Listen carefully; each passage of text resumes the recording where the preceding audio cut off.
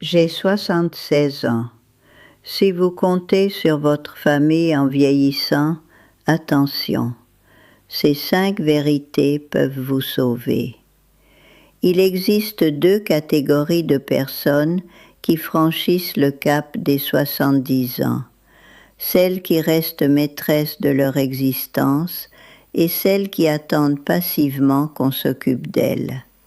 Cette distinction n'a absolument rien à voir avec la chance ou les circonstances. Je m'appelle Clémence, j'ai 76 ans. Lorsque Marcel est mort, mon téléphone sonnait sans interruption. Chacun avait son conseil à donner. Viens habiter chez ta petite fille, mets la maison en vente. À ton âge, impossible de gérer seul. Et pourtant, me voici. Non parce que ma famille m'a sauvé, non parce que le hasard a été clément. Je tiens debout parce que, il y a des décennies, j'ai entrepris de bâtir les 5 seules fondations qui vous soutiennent réellement quand tout s'écroule autour de vous. Personne ne m'avait averti. Personne ne s'était installé face à moi pour déclarer « Clémence, si tu veux conserver ta liberté, si tu veux rester fidèle à toi-même, voici ce qu'il faut construire. » J'ai dû comprendre en observant, en regardant les gens de mon entourage soit s'effondrer dans la dépendance, soit préserver leur autonomie jusqu'à la fin. La première fondation, votre capacité physique à continuer de vous mouvoir. Il ne s'agit pas de courir des marathons, pas de s'entraîner comme une jeune athlète, simplement bouger, avec intention, quotidiennement.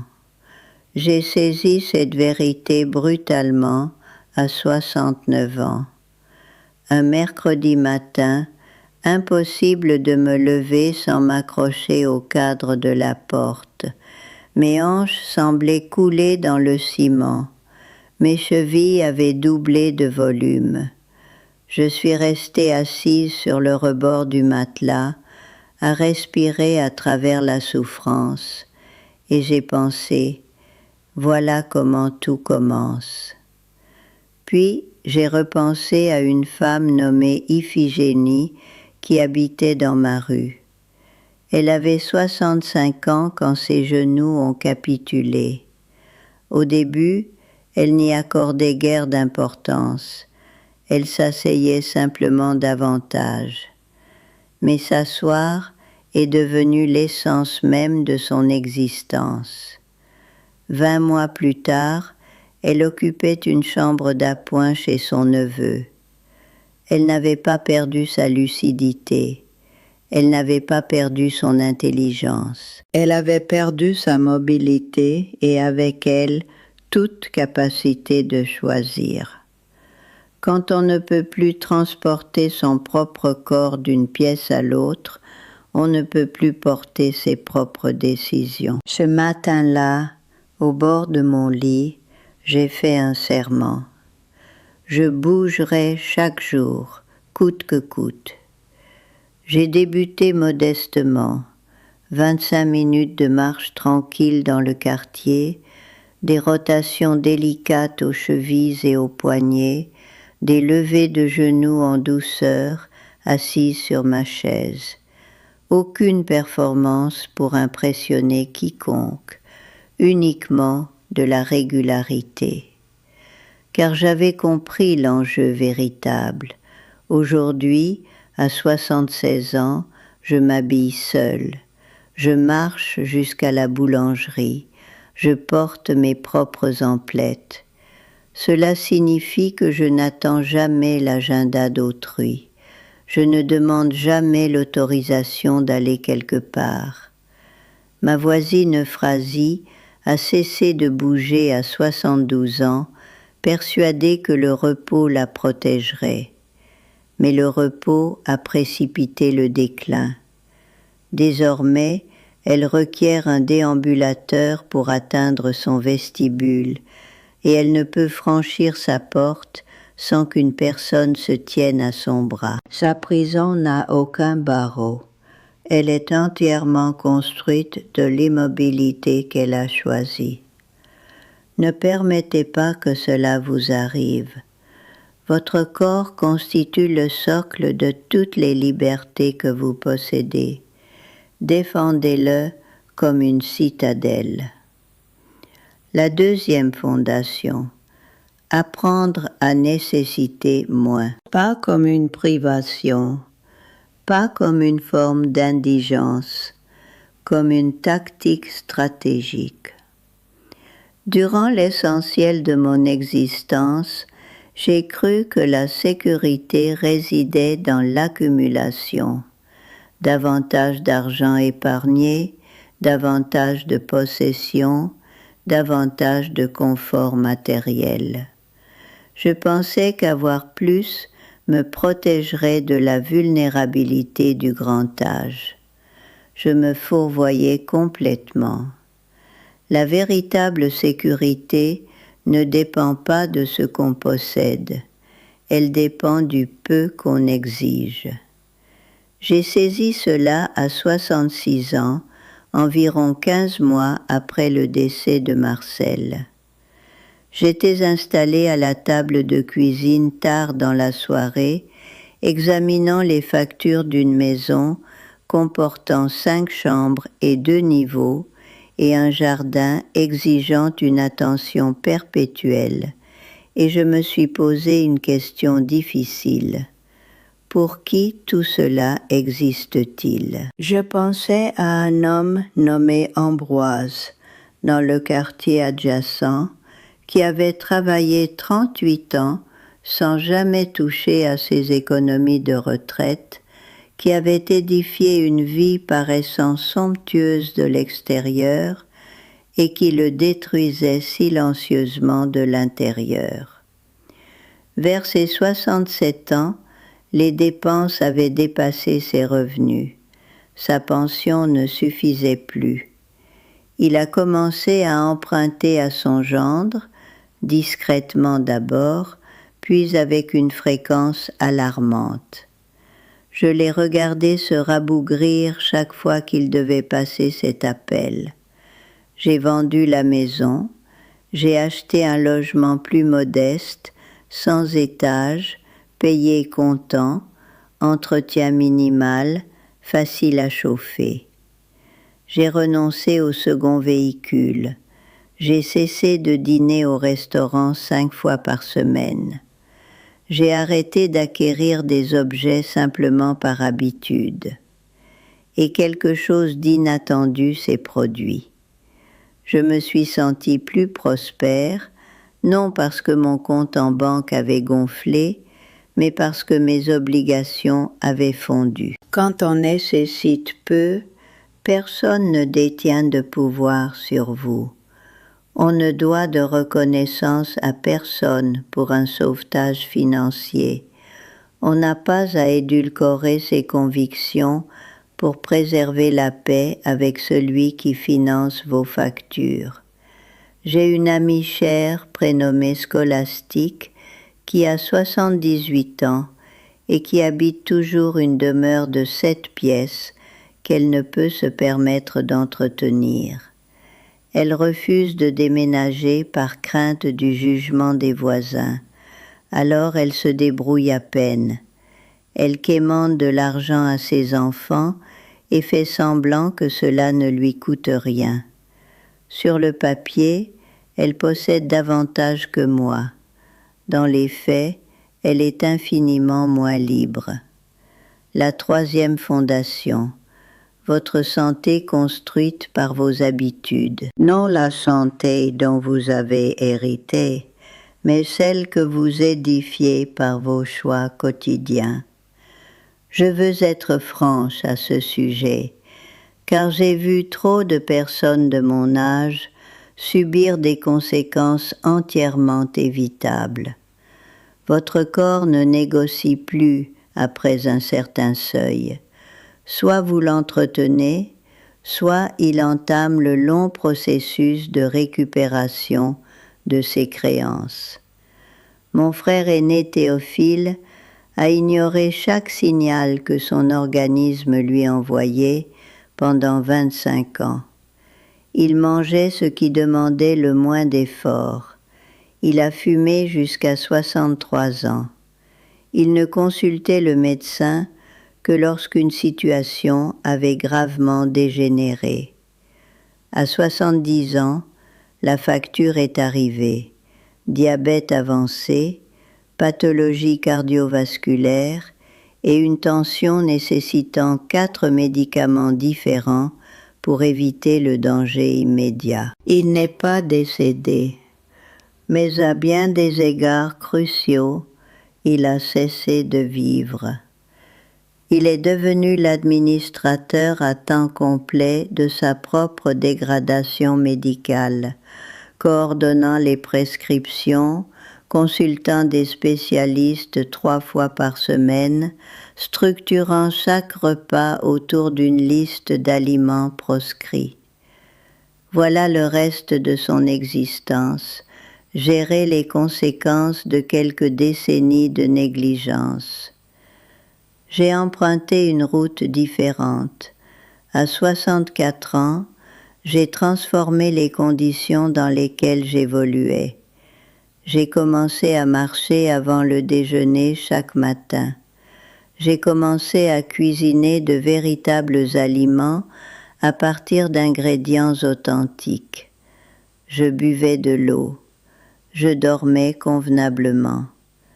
Et je consultais le médecin annuellement, quelle que soit mon apparente santé, car j'avais compris que la prévention diffère du traitement et qu'identifier un problème précocement fait la différence entre un désagrément mineur et une épreuve durant des années. Aujourd'hui, à 76 ans, je ne prends aucun médicament quotidien.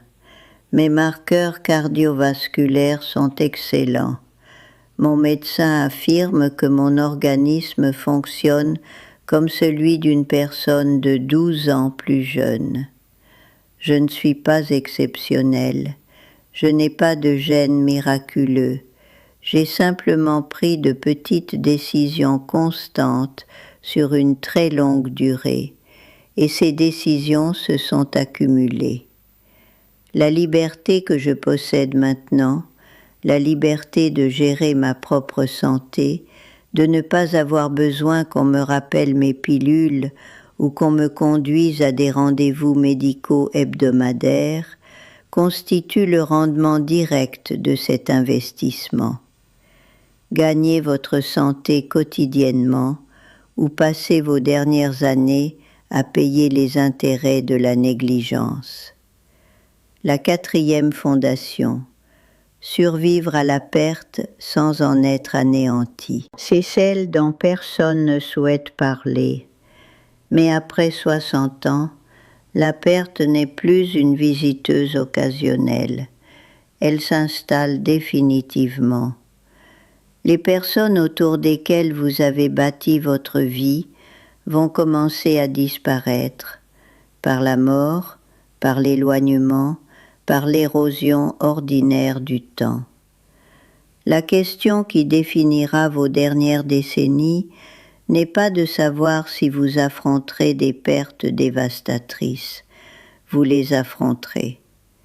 La question est, pouvez-vous continuer à vivre après elles sans nécessiter que d'autres portent le fardeau de votre chagrin? Quand Marcel est décédé, j'avais 65 ans.